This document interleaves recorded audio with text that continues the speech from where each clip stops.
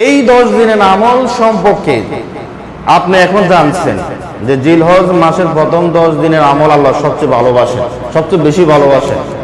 এই 10 দিনের আমল যেরকম আপনি করবেন, অন্যকে করার জন্য উদ্বুদ্ধ করবেন, এই মেসেজটা পৌঁছে দিবেন। মান দাল্লা ইলা খায়রিন, আপনি যদি কোনো কল্যাণের পথ মানুষকে দেখান, ভালো রাস্তার দিকে মানুষকে আপনার দেখান যে এটাই হলো জান্নাতের পথ, এটা হলো কল্যাণের পথ, এটা হলো আল্লাহর নৈকট্য হাসিলের পথ, তাহলে তার সমপরিমাণ সওয়াব আপনি পাবেন। এই জিলহজ মাসের প্রথম 10 দিনের আমল সম্পর্কে অনেকেই জানে না, অনেকে গুরুত্ব দেয় না, অনীহা অলসতা রয়েছে। ফজিলত তাদেরকে বয়ান করবেন যে এই 10 দিনের আমল আল্লাহ সবচেয়ে বেশি ভালোবাসে। শুধু তাই নয়, এই 10 দিন হলো পৃথিবীতে শ্রেষ্ঠ দিন। সহিহুল জামেতে জাবের রাদিয়াল্লাহু আনহু তিনি বলেন যে নবী সাল্লাল্লাহু আলাইহি ওয়াসাল্লাম বলেন আফদালু আইয়ামিদ দুনিয়া আইয়ামুল আশর, পৃথিবীতে সর্বোত্তম দিন হলো জিলহজ মাসের প্রথম 10 দিন। এই জন্য নবী সাল্লাল্লাহু আলাইহি ওয়াসাল্লাম এই 10 দিনের সিয়াম তিনি ছাড়তেন না। মা হাফসা রাদিয়াল্লাহু আনহা তিনি বলেন নবী সাল্লাল্লাহু আলাইহি ওয়াসাল্লাম জিলহজ মাসের প্রথম 10 দিনের সিয়াম ছাড়তেন না।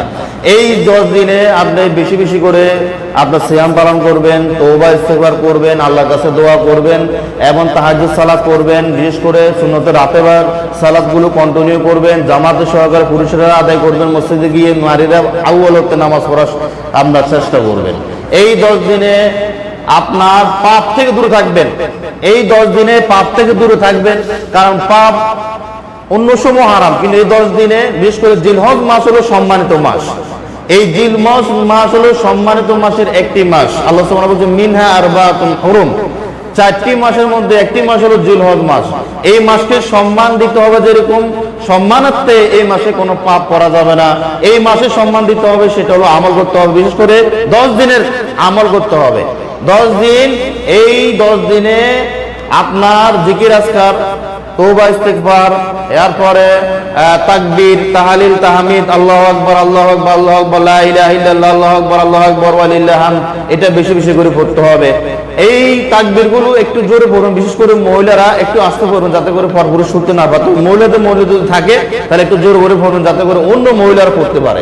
পুরুষরা অবশ্যই বাজারে ঘাটে যেখানে থাকবে এই তাকবীরগুলো এই 10 দিনে বেশি বেশি করে পাঠ করবেন এবং এই 10 দিনে দান সদকা করবেন। আরো অন্যান্য নেক আমলগুলো এই 10 দিনে বেশি করার চেষ্টা করবেন।